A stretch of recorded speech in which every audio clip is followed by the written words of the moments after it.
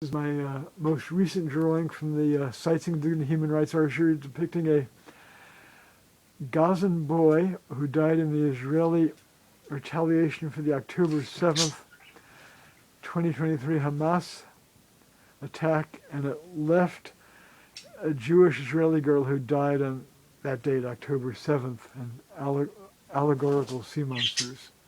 You're on, Benjamin. All of the activity, all of the motion, I think really, with the different monsters interwoven, I think really speaks to kind of the eternal commotion of the conflict over there very well. But you mentioned Antonio Gaudi came to mind. Yeah, so in the small details, even though it's, ink and crayon and pen, it has that mosaic quality that reminds me of Parkwell. We've just been recently for the first time, really? and visually, like that kind of repetitive pattern work, I think, really is what reminds me of that. But I do like the very bright colors in the middle, kind of offsetting the bright colors of the individuals.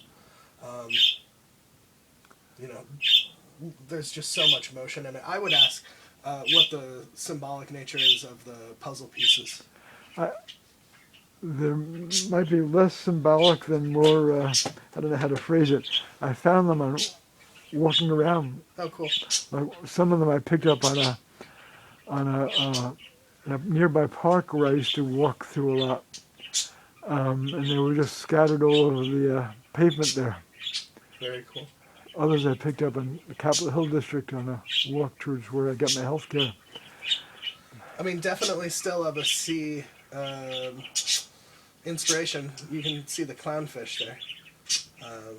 But yeah, it's a very, very cool piece. And I do like the addition of the kelp and then kind of like the wavy kind of grain grassland. I want to point out something else here. Two other things. See these pieces of what I call detritus I picked up on the pavement, like broken pavement markers.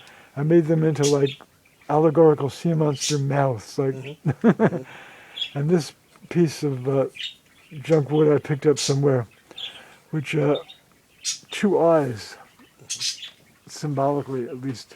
It's like looking back at you. Sure.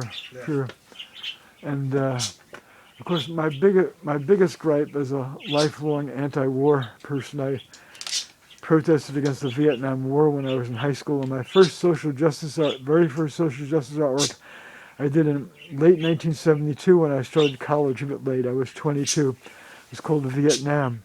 And the conflicts just go on and on and on.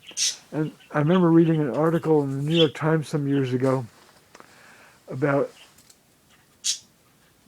the largest number of victims of conflicts worldwide are, guess who? Children. Children and teens. It just goes on and on and on. And it doesn't make any sense to me. Why can't people do... And I wrote about this in my op-ed that was published in Columbia, Missouri in June this year. Why can't people sit down and break bread, hammer out the peace like they did in Northern Ireland? Why can't the Israelis and Palestinians do that? Yeah, it always seems unfair because it's the decisions of older, generally men in positions of political power, and those who suffer are generally children. Yeah, and teens, adolescents, yeah. Okay, thank you, Benjamin.